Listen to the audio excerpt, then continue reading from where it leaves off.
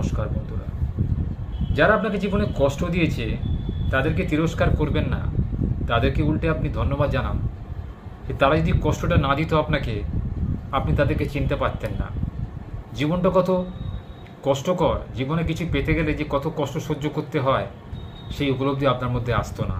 তাদেরকে ধন্যবাদ জানান, গুড নিউজ জানান তাদেরকে, তাদের শাপে বর হয়েছে। অর্থাৎ আপনাকে তারা এতটাই কষ্ট দিয়েছে যে আপনি সেই কষ্ট সহ্য করতে করতে একজন খাঁটি সোনায় পরিণত হয়েছেন। এখন আর জীবনে কোনো কষ্টই আপনার কাছে কষ্ট বলে মনে হয় না, সবটাই আপনার গা শোয়া হয়ে গেছে। আপনি জীবনে কঠিন থেকে কঠিনতর কষ্ট সহ্য করতেও প্রস্তুত।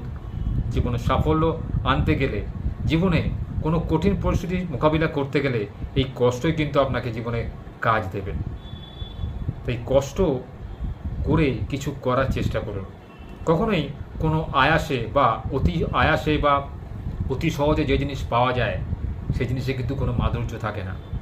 ধরুন আপনি আপনার সন্তানকে বললেন যে, আপনার ছেলেকে বললেন যে তুমি মাধ্যমিক পরীক্ষা পাশ করলে তোমাকে একটা সাইকেল কিনে দেবো। সে হয়তো আহ্লাদে আটখানা হয়ে খুব মনে আনন্দ পেল, কিন্তু আপনি তাকে কন্ডিশন দিয়েছেন যে তাকে অঙ্কেতে ভালো নাম্বার পেতে হবে, কিংবা বিজ্ঞানে ভালো নাম্বার পেতে হবে, কিংবা ইংরাজিতে ভালো মার্কস পেতে হবে। সেটা কিন্তু সে করতে পারল না। সে এই লক্ষ্যটাকে স্থির রেখে নিজের পড়াশোনার জোরটা দিল না। ওই যে আপনি বলেছেন ওকে সাইকেল কিনে দেবেন, সেই সাইকেলের চিন্তা তার মনের মধ্যে এসে গেছে, সে কিন্তু পড়াশোনায় নিজে মনোনিবেশ করলো না। অর্থাৎ সে ভেবে নিয়েছিল যে অতি আয়াসে আপনি যেহেতু তাকে বলেছেন যে তাকে একটা সাইকেল কিনে দেবেন, যে আমার বাবা হয়তো আমি নম্বর কম পেলেও বাবা কি আমাকে না কিনে দিয়ে থাকবে। এতে কি হলো, তা আপনার সন্তান বুঝতেই পারলো না যে সে কত নিজের ক্ষতি করলো।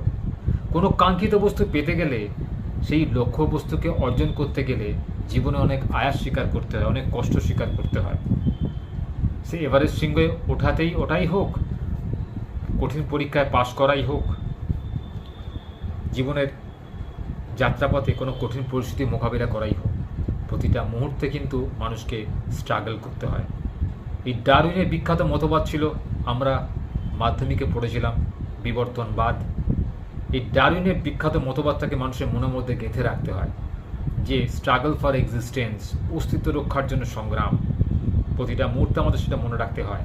আর জীবনে কঠিন পরিস্থিতি মোকাবিলা করার জন্য নিজেদের কঠোর পরিশ্রম করতে হয়, তবেই কিন্তু কাঙ্ক্ষিত বস্তু লাভের সঠিক আনন্দ পাওয়া যায়। যে বস্তু সহজে পাওয়া যায় সে বস্তু অর্জনে কোনো লাভ নেই, কোনো মাধুর্য নেই।